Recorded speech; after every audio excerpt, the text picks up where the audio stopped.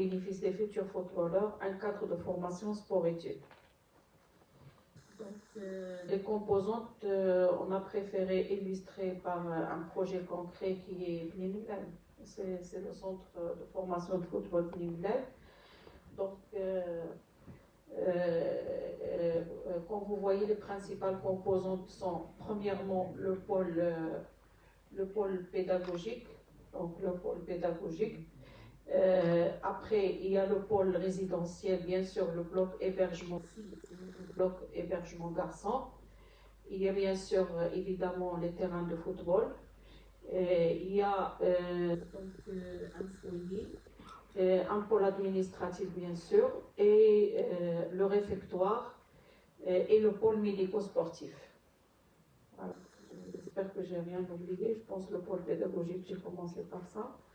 Alors, je vais essayer de détailler chaque composante très brièvement. Donc, la composante administrative, il est constitué d'une salle polyvalente de 160 places, une salle de réunion et du bureau pour le staff administratif. La composante hébergement, c'est une résidence réservée aux garçons d'une capacité de 50 lits. Et pour les filles, d'une capacité de 30 lits, vous voyez l'exemple de chambre avec différenciation de couleurs. Et là, c'est le foyer. La composante restauration, c'est une grande salle de restauration self-service, plus une cuisine. Et un foyer, une salle de jeu, une cafétéria, une terrasse et une salle de prière. Vous voyez le type de salle, je pense que c'est idéal, les photos. Donc, la composante pédagogique, c'est des salles de cours, laboratoire, salle informatique, salle de réunion de professeurs. La composante médico-sportive, c'est une grande salle de musculation, un jacuzzi, une salle de sauna, un bassin de cryothérapie, un centre de consultation médicale, une salle de radiologie, des salles de consultation, une salle kiné et massage. Donc, et bien sûr, la composante sportive, 2 terrains de football, un en gazon naturel et un en gazon synthétique, et 2 mini-terrains de foot en gazon synthétique, avec l'éclairage, avec aux normes internationales.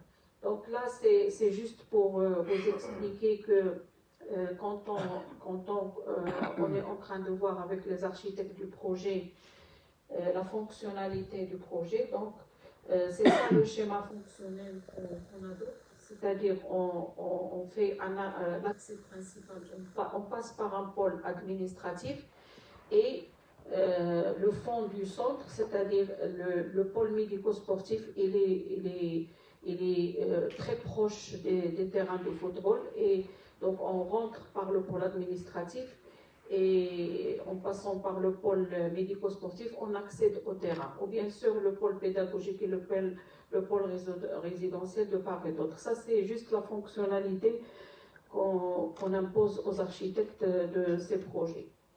Ça, je vais vous épargner ça, c'est les surfaces, donc ça c'est les surfaces du pôle administration.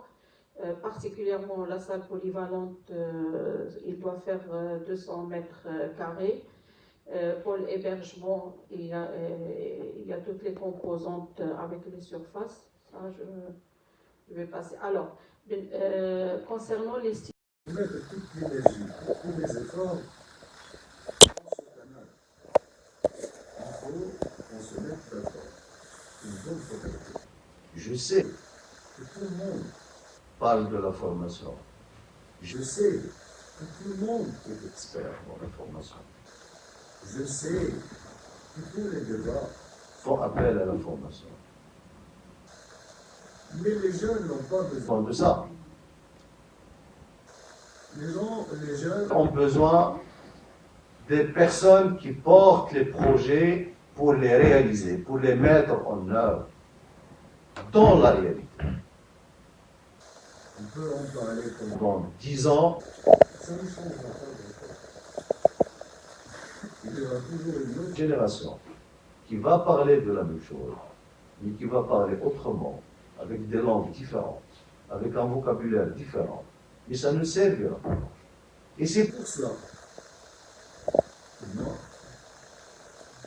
toujours interpeller les collègues de la DPM à aller Donc sur le terrain, et faire jouer le le ballon et le football aux jeunes garçons et aux jeunes filles, Aujourd'hui, cette rencontre est magnifique.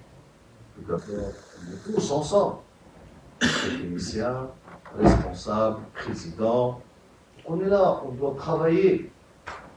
On doit travailler, travailler d'une manière continue, sans arrêt, sans relâchement, pour donner, donner ces opportunités. C'est notre raison. c'est le développement On doit parler du football. on doit parler football. Si on regarde le football, Il faut parler football. dans le football, il y a le management, il y a le dessus vrai. Il y a les capacités physiques, il y a l'aspect technique, on doit parler de ça. Donc, c'est ça ce qu'on doit. Juste après la présentation de Madame Moussa, On va ouvrir ce débat. on discute et on doit sortir avec un programme. C'est un programme. C'est-à-dire que notre priorité, Et sur les 2-3 prochaines années, ce sera ça. ce sera d'avoir effectivement, comme les centres, Qui sont aujourd'hui achevés, soit pour le FUS, soit l'EFA, soit Raja, Ouad, le Malfoutu, Bergen, ou l'univers actuellement, on doit les voir partout. On doit le faire. Ça doit être notre priorité. On doit, jour et nuit, matin et soir, travailler sur ça. Évidemment, comme j'ai dit, les techniciens, comment ils sont papiers? Et d'ailleurs, on check les situations. On va checker les situations, on a terrain. Aujourd'hui, les encadrants qui sont dans la région, ils seront checkés, ils seront évalués. Pas par rapport à du blabla, par rapport à une réalisation. Celui qui n'a rien fait, il va quitter. Il va quitter. Il n'y a pas de place pour le repos. Donc, on va ouvrir ce débat, on va sortir avec un projet clair, net, circonscrit, et on travaille là-dessus. Il y aura des difficultés. Il y aura des problèmes. Il ne faut pas se travailler. Voilà. C'est la conviction qui va sortir. Et voilà, là, c'est le siège de